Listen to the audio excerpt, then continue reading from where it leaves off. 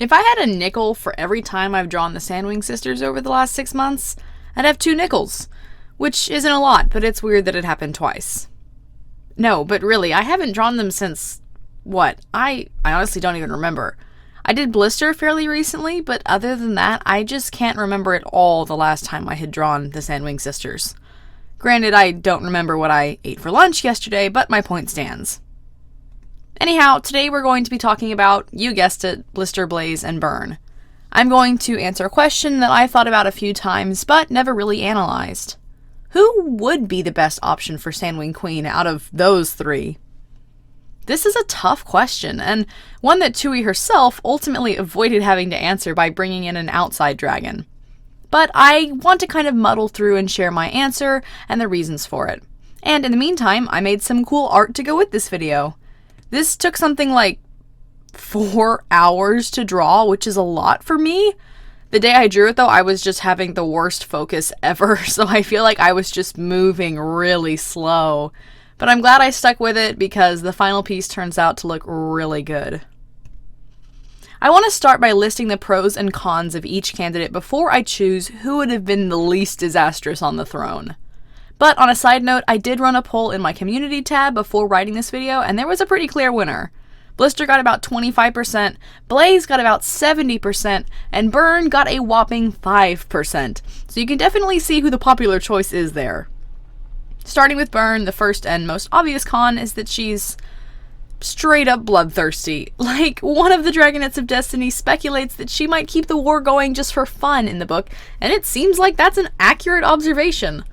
I do think Burn would be a very strong queen, which can be a good thing, but I don't think that strength would be put to use helping her subjects much. I think Burn, as queen, would probably only respect certain Sandwings. Her army, perhaps, or dragons that she sees as strong or useful. But those that she disdains or doesn't have a use for would probably be treated just as cruelly as dragons from other tribes. I think Burn would be an oppressive tyrant. She'd be aggressive with other tribes, she'd be a horrible queen, and honestly, it would probably take forever to get her off the throne with how physically strong she is. Would her reign be a total disaster? Maybe not. It's impossible to say. It's possible her warmongering would lead to increased Sandwing territory, or their tribe growing in wealth thanks to the spoils of war. However, I think it's more likely that her love for war would lead to a tribe of shattered, war-weary dragons, and it would ruin relations with other tribes for centuries. I mean, we have seen how long these dragon tribes can hold a grudge. So in conclusion, Burn is definitely not in the running. She's the last dragon I'd put on the throne. And like I said, it seems the majority of y'all agrees since she got a tiny amount of votes in that poll. Blister isn't war-hungry, per se, but I can definitely see her allowing some wars to continue or starting them if they serve her purpose. She's power-hungry. Blister wants control. However, she also wants to be at the top, which makes me think the Sandwings might actually prosper under her rule. What do I mean by this? Well, Blister doesn't want to control a derelict or a ruined kingdom. She's the type to want to be at the top of the top, if you know what I mean. Her kingdom would be the best on the continent. Would this come at the cost of the other kingdoms? Yes, certainly. Would it have an ill effect on some portion of Sandwings? Yes, certainly. It depends on how Blister views her subjects, but I don't think that she would care about their happiness. Are they necessary tools for her kingdom's functioning, or are they just some sort of collateral damage? However, I do think Blister would actually be a highly functional queen, if not a good one. And then we have Blaze. Not as outwardly cruel as either of her siblings, and the popular choice for the Sandwings themselves. Blaze was the winner of that poll by a far cry. I feel like a lot of people justified this choice by saying, well, if Blaze was queen, the other Sandwings just need someone competent behind her to run the show. And while that's not impossible, I don't feel like it's a very solid solution. Blaze may not immediately come off as cruel, but she is dangerously disconnected from her fellow Sandwings. She's shown in the books a callous disregard for other dragons. Not out of cruelty necessarily, but out of a genuine lack of care. To me, that's the worst quality a leader could have. If Blaze is lackadaisical and can't be bothered to care about anyone other than herself, the kingdom falls apart. You can't be a leader if you don't care about your subjects. And in absence of a strong leader, I think it would be very easy for the Sandwings to fall into a civil war again, or outright anarchy, and nobody wants that. I actually did a second poll to further explore the community's opinions on this, basically saying that, hey, if Blaze didn't have an advisor behind her or some sort of help, would you still want her as queen? And over half of you still said yes, so Blaze still seems to be the popular choice. Blaze may not seem as bad as her sisters, but she lacks one key quality that both Burn and Blister have: ambition. Burn and Blister are both strong, decisive, and territorial in their own ways.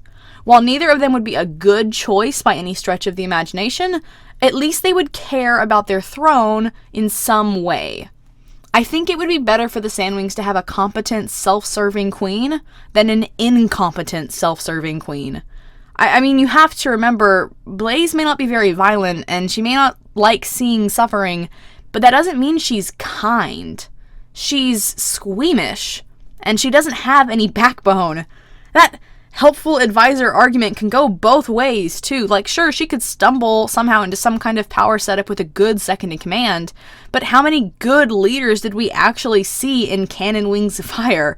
Like, not many.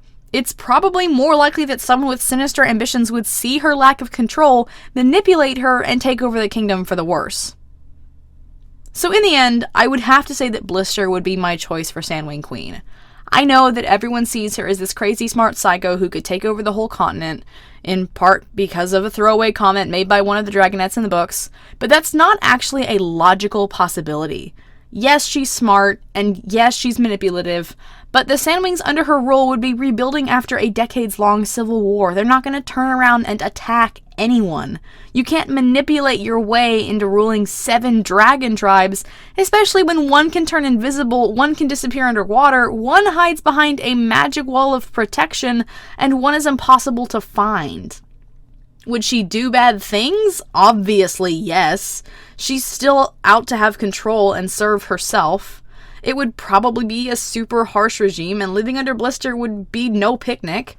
But between 3 bad options, I'll stand by the opinion that Blister is the least harmful. She's not outright bloodthirsty. She, at least, sort of, cares about Sandwings, if only because she wants to be in charge of something great. And she's clever enough to take care of her tribe in her own manipulative way. I think Blaze is too weak, and Burn is just cruel. Now, we saw a lot of great thoughts on this question under those polls posted in my community tab, so if you want to see some other arguments, be sure to check that out as well. And let me know what you think in the comments below. Would you agree with my reasoning on why Blaze would make a poor queen? Did your opinion on who should be queen change after this video, or did it stay the same? If you enjoyed this video, be sure to check out my other What's Its Face episodes where I talk about Wings of Fire stuff and do art in the background. And don't forget the links in the description. They'll take you to my DeviantArt, Patreon, and store. Thank you so much for watching, and y'all have a blessed day.